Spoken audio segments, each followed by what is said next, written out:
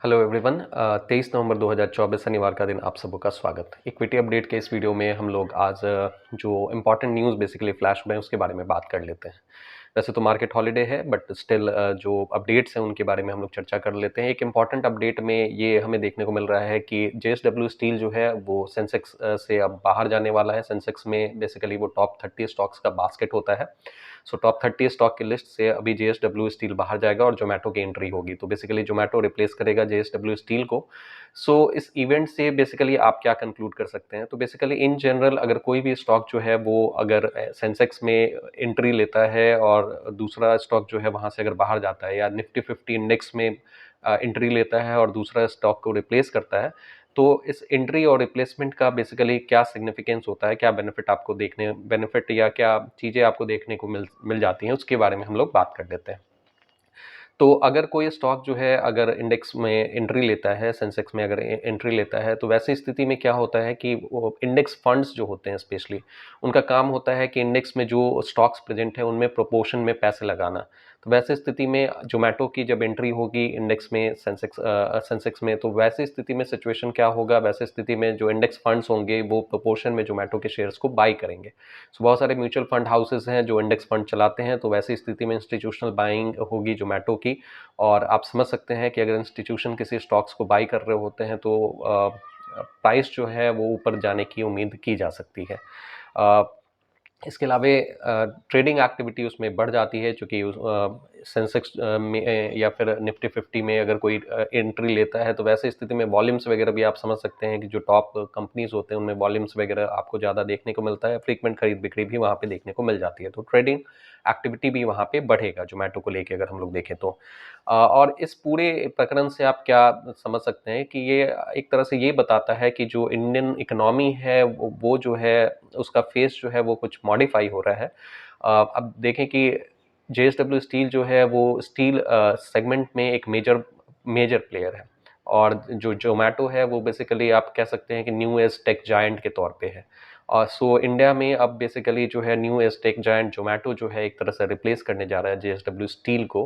अ, तो ये एक बड़ी न्यूज़ है। दिसंबर 23 को यानी 23 दिसंबर को ये जो है न्यूज़, ये बेसिकली एक्टिविटी देखने को मिल जाएगा। 23 दिसंबर को ये रिप्लेसमेंट हो जाएगा, तो ये एक बड़ी न्यूज़ है।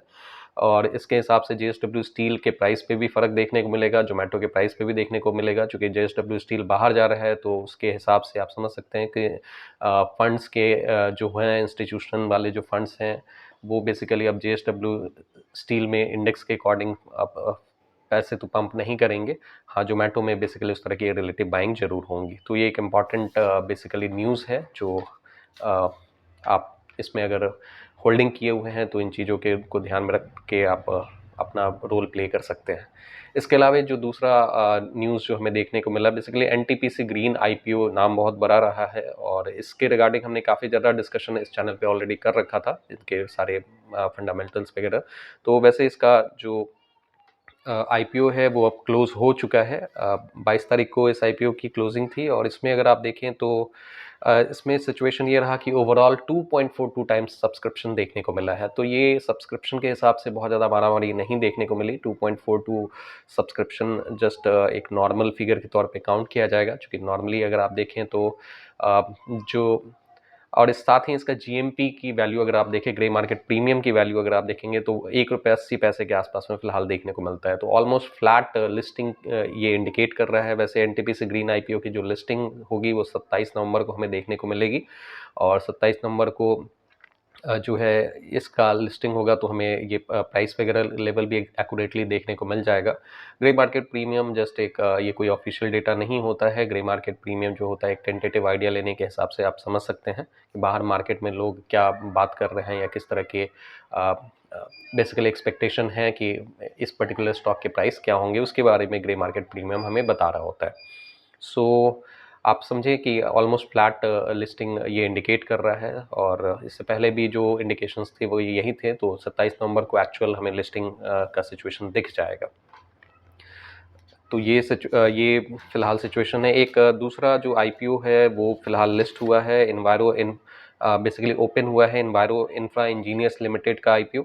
और ये अगर आप देखेंगे तो बेसिकली 22 नवंबर को ये आईपीओ जो है ओपन हुआ है और 26 नवंबर को इसकी क्लोजिंग होगी। इस आईपीओ के बारे में भी डिटेल हमने ऑलरेडी डिस्कस कर रखा है। इन्वायरो इंफ्रा इंजीनियर्स लिमिटेड का जो आईपीओ है, ये कंपनी जो है 650 करोड़ मार्केट से बेसिकली आईपीओ के माध्यम से उठाएगी। इनमें से 572 करोड़ जो है वो बेसिकली फ्रेश इशू है, ये कंपनी के ग्रोथ में जाएगा। रिमेनिंग जो पोर्शन है वो ऑफर फॉर सेल में है, यानी जो पहले से इसमें पार्टिसिपेंट्स हैं या प्लेयर्स हैं वो एग्जिट लेंगे, उनके इंडिविजुअल अकाउंट्स में रिमेनिंग अमाउंट जो है वो क्रेडिट होगा।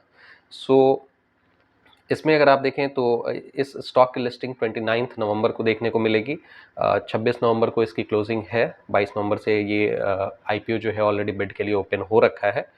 प्राइस रेंज इसका 140 से 148 रुपीज़ के आसपास में है। लॉट साइज 101 शेयर का है और एक लॉट की कीमत 14,948 रुपये, 15,000 के आसपास में। वैसे भी ये एक मेन बोर्ड आईपीओ का मेन बोर्ड आईपीओ है और मेन बोर्ड आईपीओ में की जो एक लॉट की कीमत होती है अराउंड 15,000 के आसपास में होती है। जो एसएमई आईपीओज होते हैं, एसएमई आईपीओ की कीमत आप समझे 1 से सवा लाख या 1.5 लाख टाइप होती है एक लॉट की कीमत। सो मेन बोर्ड आईपीओ है, 15,000 के लगभग में इसका एक लॉट की कीमत है। जो इसके एम्प्लॉई हैं इन्वायरो इंफ्रा इंजीनियर्स लिमिटेड के, उनको डिस्काउंट मिल रहा है 13 रुपये पर शेयर के हिसाब से। कंपनी के डेटा पॉइंट्स के बारे में भी हमने पहले देख रखा है। वैसे इसका मार्केट कैप लगभग 2100 करोड़ के आसपास का है। सो बहुत ज़्यादा मार्केट कैप ये नहीं माना जाता है। नंबर्स सुनने में आपको बड़ा लग सकता है 2100 करोड़, बट एक्चुअल में अगर आप देखें तो कंपनी के हिसाब से देखें तो जितने भी कंपनीज ऑलरेडी मार्केट में है उसके हिसाब से एक छोटी मार्केट कैप की कंपनी काउंट होगी। प्राइस टू अर्निंग अगर आप देखें तो 19.8 के लेवल पे है, जबकि इंडस्ट्री एवरेज 43 के लेवल पे है। सो इस हिसाब से ये आप समझे कि अंडर वैल्यूड स्टॉक है। आरओसी आरओई काफ़ी इंप्रेसिव डेटा है। आरओसी का लेवल जो है 47% के लगभग का है और आरओई के लेवल 50% के लगभग का है, तो it's a quite impressive one. Sales growth पिछले 3 साल का एवरेज सेल्स ग्रोथ अगर आप देखें तो 80% के आसपास में है, ये भी बहुत इंप्रेसिव डेटा है। डेट टू इक्विटी 0.8 है, ये थोड़ा सा हायर साइड में आप कह सकते हैं कि है debt to equity. Price to book के हिसाब से देखिए तो 6.89 है, और जबकि इंडस्ट्री एवरेज 5.17 के आसपास में है। तो इस हिसाब से कह सकते हैं कि ये प्राइस टू बुक के हिसाब से थोड़ा ओवर वैल्यूड है। सो ओवरऑल डेटा पॉइंट के हिसाब से अगर आप देखें तो कंपनी जो है ठीक ठाक सी दिख रही है, मतलब अच्छी दिख रही है, और इसमें चांसेस हैं कि लोगों की तरफ से बाइंग आए। वैसे इसका जो ग्रे मार्केट प्रीमियम फिलहाल जो देखने को मिल रहा है वो 15% अप के आसपास में देखने को मिल रहा है। विद टाइम जो है इसमें सब्सक्रिप्शन और बाकी सारे डेटाज को हम लोग डिटेल में डिस्कस करते रहेंगे आगे।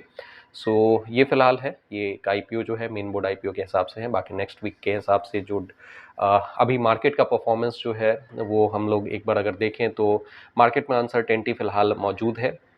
अगले वीक में अगर आप अगले वीक तो नहीं, एग्जैक्टली दिसंबर फर्स्ट वीक में जो है आप ये समझे कि जो आरबीआई का रेपो रेट का policy, basically monetary policy committee का जो मीटिंग होगा उसमें रेपो रेट अनाउंस किए जाएंगे, और ये क्या है कि पता नहीं आरबीआई जो है रेट कट करेगा या नहीं करेगा, क्योंकि दोनों प्रोस एंड कॉन्स में सारी चीज़ें चल रही हैं। अगर आरबीआई रेट कट नहीं कर रहा है तो सिचुएशंस जो हैं मार्केट को जो पुश करने वाला मार्केट के लिए जो टेल विंड होना चाहिए था वो मिलेगा नहीं, और वैसी स्थिति में मार्केट में अगर लिक्विडिटी अगर नहीं आता है तो फिर मार्केट को पुश करने में दिक्कत होती है, मार्केट को ऊपर उठाने में दिक्कत होती है।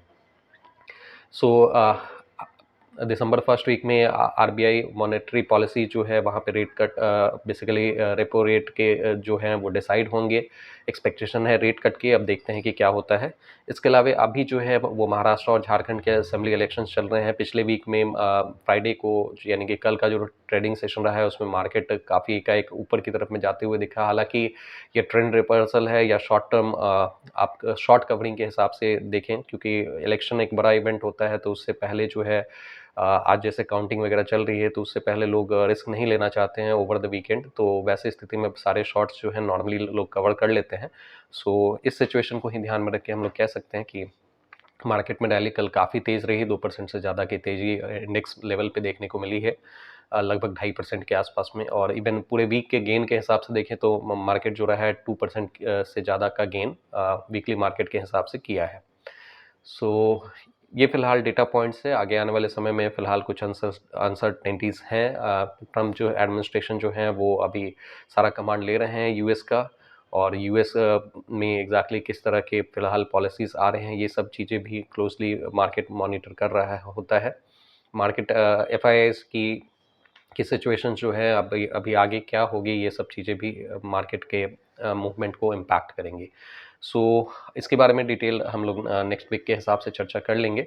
अभी के लिए इतना ही। अगर आपको लगता है कि यहाँ से कुछ भी वैल्यू मिला है, आप इस वीडियो को लाइक करें, इस चैनल को सब्सक्राइब करें। आपके कुछ क्वेरीज हैं तो नीचे कमेंट बॉक्स में ज़रूर मेंशन करें। Thank you very much for your participation.